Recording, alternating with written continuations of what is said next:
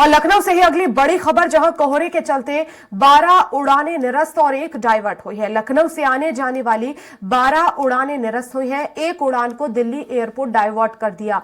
बेंगलुरु की 3 और दिल्ली की 2 उड़ानें निरस्त हुई हैं। एयरपोर्ट पहुंचे यात्रियों को निराश होना पड़ा। पटना लखनऊ के बीच की 2 उड़ानें भी निरस्त हुई हैं। उड़ानें रद्द होने के बाद यात्रियों ने हंगामा किया। हंगामा कर रहे यात्रियों को होटल में ठहराया गया। तो खराब मौसम और लो विजिबिलिटी के चलते फ्लाइट जो है वो निरस्त हुई है, कुछ डाइवर्ट हुई है। बेंगलुरु की 3 और दिल्ली की 2 उड़ानें निरस्त हुई है। यात्रियों का गुस्सा फूट पड़ा। पटना लखनऊ के बीच की 2 उड़ानें निरस्त हुई हैं।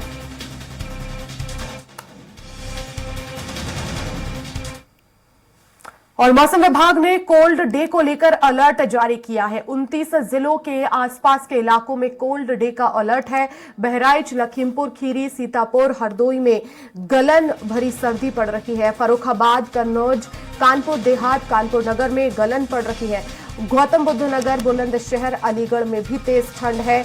मथुरा, हाथरस, कासगंज में भी गलन भरी सर्दी है। महोबा और झांसी में दिन में लोगों को गलन महसूस होगी।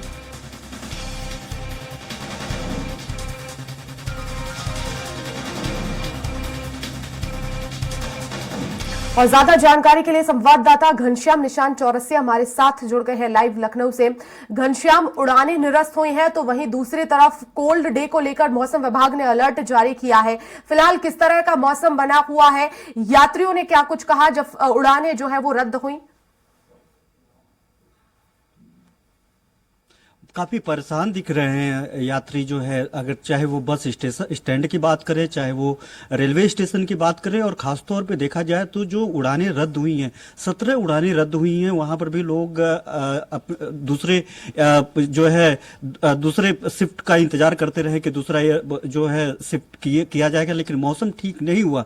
विजिबिलिटी के कारण पूरे 17 जो है उड़ानें रद्द की गई। वहां पे देखा गया कि वहां पे इंतजार लोग करते रहे कि हो सकता है कि थोड़ा सा देरी से चले। देरी के बाद जब वो उड़ानें रद्द की गई तो उनको उम्मीद थी कि एयरपोर्ट अथॉरिटी अगला कोई शिफ्ट में उनको जो है उड़ान भराएगा, लेकिन मौसम पूरी तरीके से जब खराब रहा तो वहां पे लोग भटकते हुए वापस आते हुए निराश होकर के दिखाई दिए। लेकिन पूरी तरीके से अगर बात करें तो चाहे वो बस सेवा हो, ट्रेन सेवा हो या फिर चाहे वो हवाई सेवा हो, तीनों सेवा इस ठंड के बाद जो है प्रभावित होता हुआ दिखाई दे रहा है। काफी देर से वर्षा आया है। मौसम यहाँ पे अगर ठंड की बात करें तो, और यहाँ पे 29 जिलों में कोल्ड डे अलर्ट जारी किया गया है। यहाँ पे यानी पूरी तरीके से ठंड ने पूरी 29 जिलों को आगोश में ले लिया है। सबसे बड़ी बात है कि तमाम ऐसे जिले हैं जहां पे कल से बरसात को लेकर के भी अलर्ट जारी किया गया है। यानी कल से अगले 2 दिन तक 1 जनवरी तक बरसात होने की संभावना बताई जा रही है। उसमें सबसे बड़ी बात है कि पश्चिमी उत्तर प्रदेश और जो बुंदेलखंड के इलाके हैं, उन इलाकों में ललितपुर, हमीरपुर जैसे जो जिले हैं वहां पे बरसात होने की भी अगले 2 दिन तक संभावना जताई जा रही है। और टेम्परेचर अगर पिछले 24 घंटे की बात करें तो 7 डिग्री सेल्सियस सामान्यतः जो है सामान्य से टेम्परेचर डाउन हुआ है। सबसे ज्यादा ठंड वाला जिला बहराइच रहा है 6.6 डिग्री सेल्सियस के साथ। और अगर पिछले 24 घंटे की बात करें तो हमीरपुर 5.3 डिग्री सेल्सियस के साथ सबसे ज्यादा ठंड वाला जिला रहा। हालांकि हमीरपुर की टेम्परेचर थोड़ा सा बढ़ रहा है, और जो टेम्परेचर हमीरपुर में बढ़ रहा है इससे इस बात साफ हो जाता है कि वहां पे जो बारिश का जो मौसम है, गर्मी के हल्की थोड़ी गर्मी होगी, उसके बाद वहां पे बारिश की संभावना भी जताई जा रही है। तो ऐसे में जो लगातार मौसम बदल रहा है, हल्की हल्की जो कोहरे हैं वो थोड़ा सा कोहरे से लखनऊ के आसपास में राहत मिला है, लेकिन जो तेजी से हवा चल रही है उससे ठिठुरन बढ़ गई है। तो ऐसे में अगर देखा जाए तमाम ऐसे जिले हैं, अगर औसत देखा जाए 25 से 30 मीटर की विजिबिलिटी रही है। कल एकाएक जब मौसम बदला तो विजिबिलिटी 0 से लेकर के 5 मीटर तक दर्ज की गई। उत्तर प्रदेश में तमाम ऐसे जिले रहे।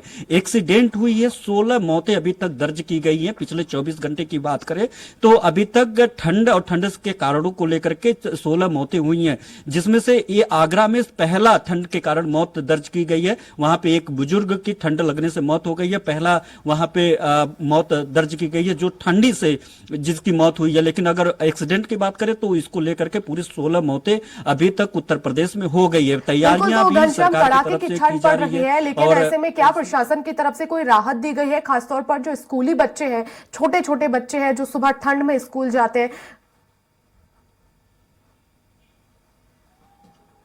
देखिए वर्षा जी, कल 5 ऐसे जिले थे, बाद में अलीगढ़ भी बढ़ा दिया गया था। 6 जिले ऐसे थे जहां पे स्कूलों का संचालन बंद कर दिया गया, स्कूल को बंद करने का आदेश दिया गया, और मेरठ जैसे जिलों में उसका टाइमिंग चेंज की गई। लेकिन आज लगभग 1 दर्जन से ज्यादा ऐसे स्कूल हैं जहां पर पठन पाठन का कार्यक्रम बंद कर दिया गया, यानी स्कूल पूरा बंद करने का आदेश वहां पे जिलाधिकारी को दे दिया गया है। सरकार की तरफ, शासन की तरफ से संबंधित जिलाधिकारियों को ये निर्देशित किया गया है कि अगर वहां पे टेम्परेचर और मौसम के लिहाज से वो स्वयं निर्णय लेने के लिए स्वतंत्र है कि अपने जिले में कब स्कूल चलाना है, कब नहीं चलाना है, अगर मौसम को देखते हुए। तो ऐसे तमाम ऐसे जिले हैं जहां पे जिलाधिकारियों ने देर रात पत्र जारी करके वहां पे स्कूलों को बंद करने का जो है दिशा निर्देश दिया है। तो वहां पे स्कूलें बंद हो गई है। तमाम ऐसे जिले हैं जहां पे मौसम अभी ठीक है, तो वहां पे जो है वक्त का बदलाव किया गया है। तैयारियों की अगर बात करें तो पहले ही लगभग 27 करोड़ से ज्यादा रुपए की रकम जो है उत्तर प्रदेश सरकार ने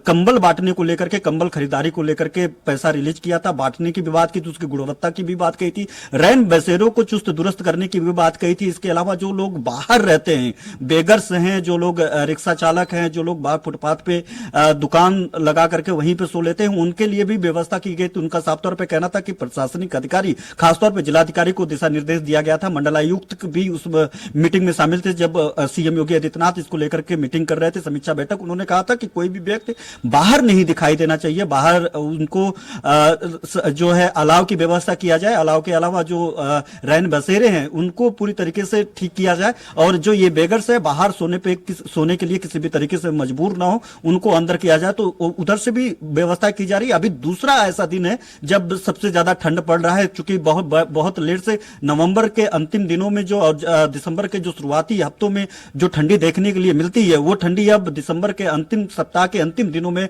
देखने के लिए मिल रही है। तो काफी देर से यहाँ पे ठंड ने आमद की है। तो यहाँ पे जो बड़ा देरी से जो ठंड आई है, तो उससे भी तमाम चीजें प्रभावित होती हुई दिखाई दे रही है। चाहे वो खेती की बात की जाए, चाहे लोगों की दिनचर्या को लेकर के बात की जाए, स्कूल की बात की जाए, ऑफिसेस की बात की जाए।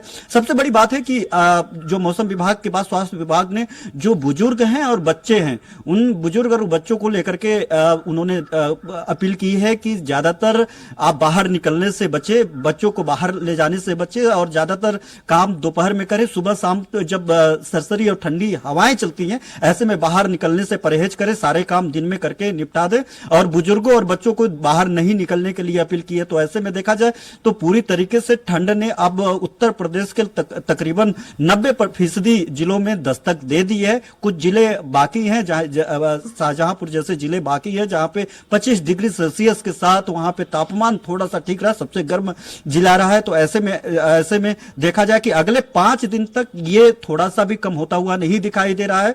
और अगर बात करें बस की, तो ऐसे में 11,800 बसों का संचालन उत्तर प्रदेश में होता है, निगम की जो बस होती है। तो उसमें तकरीबन 10,000 से ज्यादा बसों का संचालन उसके बावजूद किया गया है। और इसको लेकर के जो परिवहन मंत्री दयाशंकर सिंह ने इसको लेकर के समीक्षा बैठक भी की थी। मुख्यमंत्री ने भी, उसके पहले मुख्यमंत्री ने परिवहन विभाग के एमडी और परिवहन विभाग के जो मंत्री और उनके अधिकारियों के साथ बैठक की थी। उन्होंने कहा था कि जो अधिकतम एक्सीडेंट जो हाईवे और एक्सप्रेसवे पे होता है, और खासतौर पे बसों में देखा जाता है कि बसों में इस तरीके के एक्सीडेंट हो, जरूरी हो तो संचालन करें, नहीं जरूरी लगता है तो संचालन ना करें। बसों की गुणवत्ता भी देखें, बसों में किसी तरीके की समस्या ना हो। जो ड्राइवर हो उनको काउंसलिंग की जाए, उनसे पूछा जाए, उनसे जानकारी क्या वो पूरी तरीके से स्वस्थ महसूस कर रहे हैं चलाने में। तो इसको लेकर के भी छोटी छोटी जो एहतियात है, वो सारी एहतियात बरती जा रही है। लेकिन प्रशासन की भी पूरी तैयारियां हैं और राहत बचाव कार्य भी लगातार किया जा रहा है। स्कूलों में छुट्टी कर दी गई है। बहुत जरूरी है इस तरह के फैसले, ताकि लोग जो इस कड़ाके की ठंड की चपेट में ना आए और सुरक्षित रहे। बहुत शुक्रिया घनश्याम तमाम जानकारी के लिए।